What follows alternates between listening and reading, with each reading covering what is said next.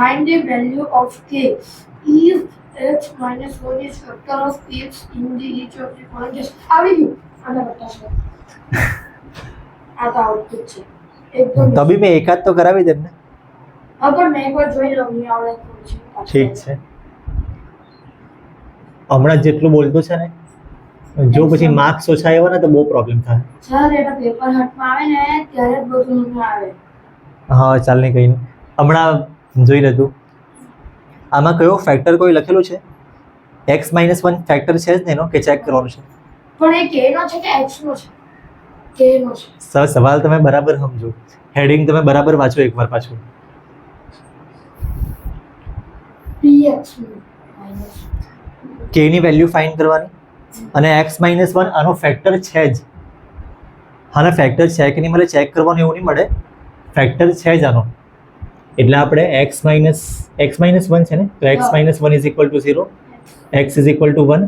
તમે આમાં p1 મૂકો ને તો આનો આન્સર 0 આવશે. એટલે મેં અહીંયા લખી દેમ, આ બાજુ ઇઝ ઇક્વલ ટુ 0 લખી તો દેવા. k ને તમે જ રહેવા દેવાનું ને. k ની વેલ્યુ છેલ્લા આપણને ખબર પડશે કેટલી આવે તે. એટલે p1 મૂકવાનું, x ના બદલે 1 મૂકવાનું, ઇઝ ઇક્વલ ટુ 0 આવશે જ. 0 આવે કે નહીં આવે ચેક નથી કરવાનું, 0 આવ્યું આવશે જ, કેમ કે આવ્યું આ ફેક્ટર છે જ, આ ફેક્ટર છે જ એટલે આવ્યું 0 આવશે જ. અને આપણે ફાઇન્ડ કરવાનું કે તો p1 અહીંયા શું આવે, x ના બદલે 1 મૂકવાનું એટલે 1² અહીંયા 1 પ્લસ k અને આની વેલ્યુ 0 આવશે. હવે 1² એટલે 1, આ બીજું 1 અને આવ્યું k is equal to 0. 1 plus 1 2 plus k is equal to 0. તો k ની વેલ્યુ શું આવે? 2 આવે. 2 નથી, k પ્લસ 2 કરે તો 0 આવે, પ્લસ 2 છે આ સાઈડ આવે તો -2, ઓકે. તો k ની વેલ્યુ -2 આવશે. આ ટાઈપના ક્વેશ્ચન મોસ્ટ આઈએમપી છે ને, એમસીક્યુ સારું બી, 1 માર્ક સારું બી, 2 માર્ક સારું બી, કાં તો આ તમે કોન્સેપ્ટ યાદ રાખો તો એના પરથી કંઈક નવું 3 માર્કનું બનાવી શકે. તો બી આયરો અમે કરાવી દે. બીજો ને ત્રીજો અમે કરાવી દે. જોઈ લો ને બીજો કેવું છે, 2x² પ્લસ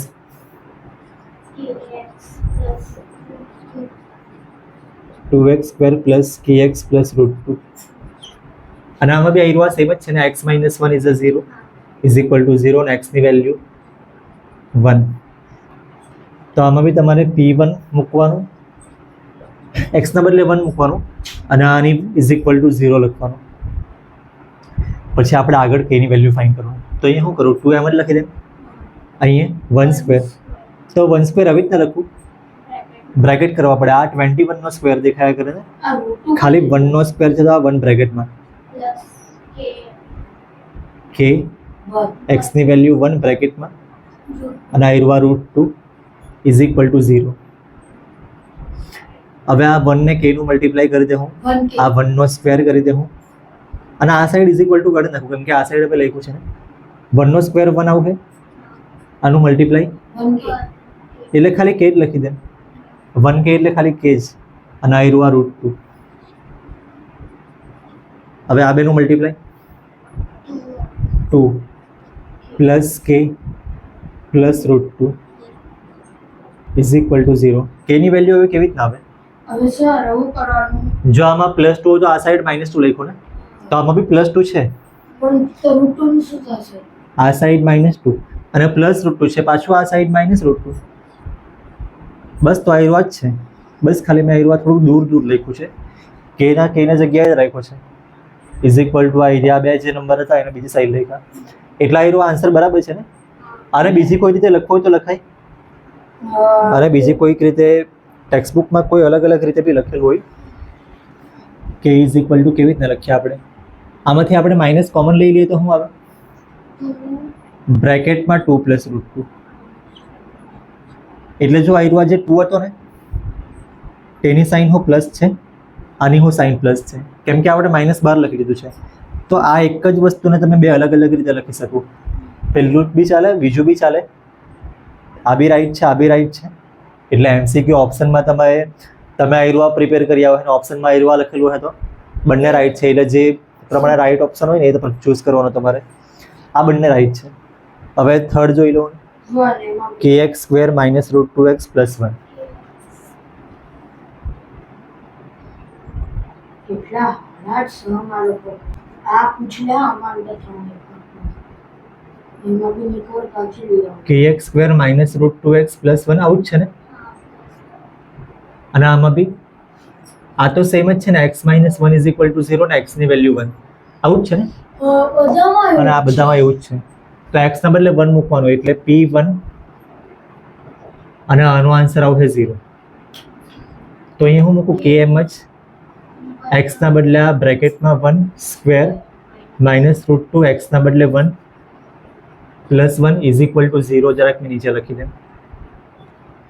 હવે એનું સોરી 1 નો સ્ક્વેર કરવા પડે બિલ્લો. તો 1 નો સ્ક્વેર 1 જ આવે. આ બેનું મલ્ટીપ્લાય રૂટ 2 જ આવે. અને આ 1 બાકીનું સેમ જ છે. રૂટ 2 ને 1 નું મલ્ટીપ્લાય રૂટ 2 જ થયું છે. જેવી રીતે આ k ને 1 નું મલ્ટીપ્લાય હું આવશે k જ આવશે ને. અને આ એરવા સેમ જ. અને આ બી સેમ જ. તો k ઇઝ ઇક્વલ ટુ આ માઇનસ રૂટ 2 છે ને તે બીજી સાઈડ જાય તો પ્લસ રૂટ 2 થાય. અને પ્લસ 1 નું માઇનસ 1. જો અમે એકદમ દૂર દૂર કેવી રીતે કેમ લખું ખબર તમને ખબર પડે કે k ની જગ્યા પર જ છે. અને આ બંને નંબરને ઇઝ ઇક્વલ ટુ બીજી સાઈડ ફેરવ્યા છે. એકચ્યુઅલી કે આ બાજુ લખે તમે ગમે તેવી રીતે અલગ અલગ રીતે લખે ટીચર્સ લોકો, પણ મેં આવી રીતે લખ્યો છે એટલે કે જગ્યા પર જ છે. જોઈ લો ફોર્થ. નેક્સ્ટ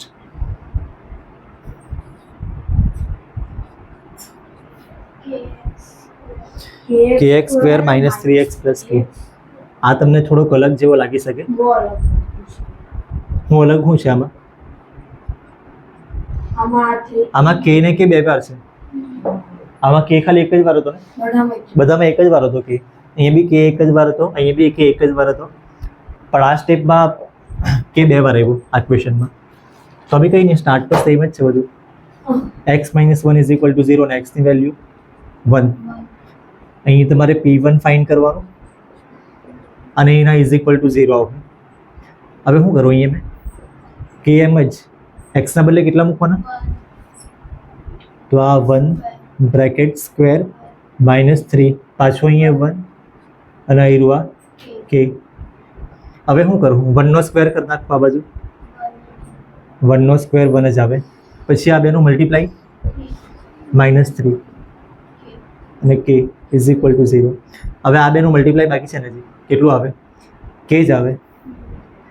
આ માઇનસ 3 એમ જ અને પ્લસ k બી એમ જ. હવે શું થાય? જો k બે જગ્યાએ છે ને, બે જગ્યાએ છે તો શું કરું? આ 1k અને આ 1k ટોટલ 2k આવશે ને.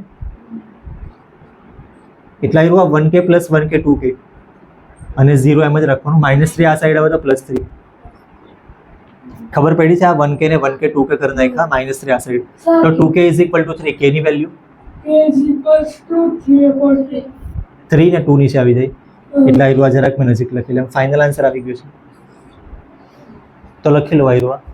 આ ટાઈપનો મોસ્ટ ટાઈમ છે. આવો તમને 1 માર્ક 2 માર્ક 3 માર્ક 3 માર્કમાં થોડુંક ફેરવીને પૂછે.